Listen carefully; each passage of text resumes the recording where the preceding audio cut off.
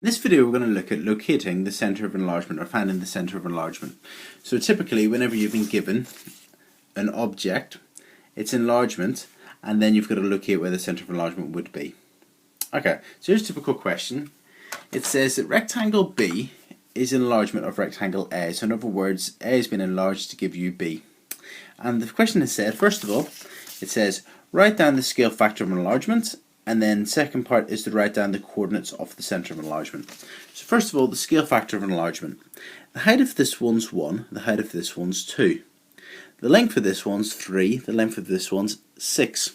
So therefore you can see that you have doubled the length, so you've times the lengths by a scale factor of 2. So you've times it by 2, so the scale factor is 2. Next one, write down the coordinates of the centre of enlargement. So this is how you find the centre of enlargement. Okay, so you're going to need your ruler and a pencil. And what you're going to do is you're going to draw from each vertex, from each vertex to the other vertex that corresponds to it. You're going to draw a line going through those. You're going to draw a line going through these two vertices. You're going to draw a line going through these two vertices. And a line going through these two vertices. Actually, these two lines will be on top of each other. And then where all those lines meet will be the centre of enlargement. Look at the video on enlargements using the ray method to see why it's this in reverse. So, let's start off with this point.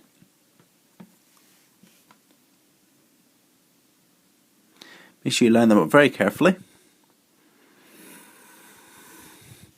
So we've done the first line from this corner to this corner, these vertex, and straight through.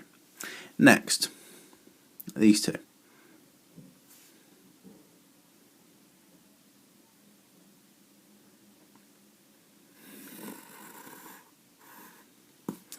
Okay, you can actually see these go through here. Let's just double check with this one. So from this corner to this corner.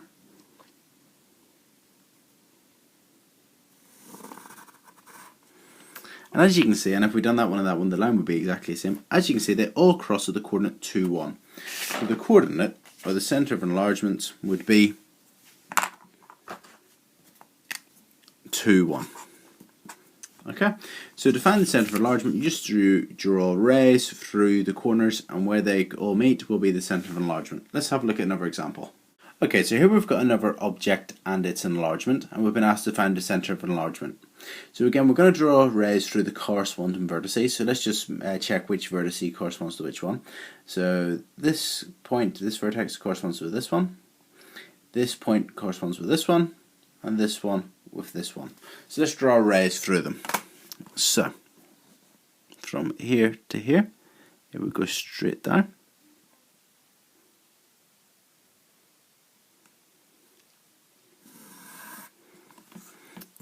From here to here, it would go straight across.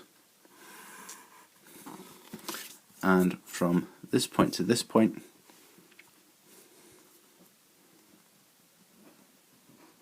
it would go diagonally like so. And as you can see, they all go through the point 2, 0.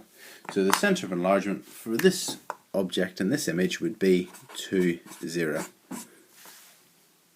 Okay, and finally, to find the centre of enlargement for whenever there's a negative scale factor. Remember, whenever there's a negative scale factor, the object or the image is on the other side of the opposite side of the centre of enlargement to the object. As you can see, it's also flipped over, so you can tell from that sort of aspect as well. But to find it, you're going to use exactly the same method. Watch the video on negative scale factors to see more information, and if you're doing GCSE Foundation, this probably won't be on the test.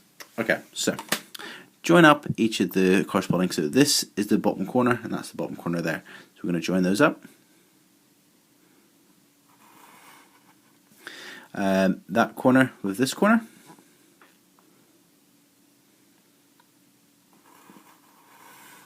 And as you can see, they're already meeting or coming through this point here, okay? And that's probably going to be the answer. And let's just finally this one and this one, so here and here.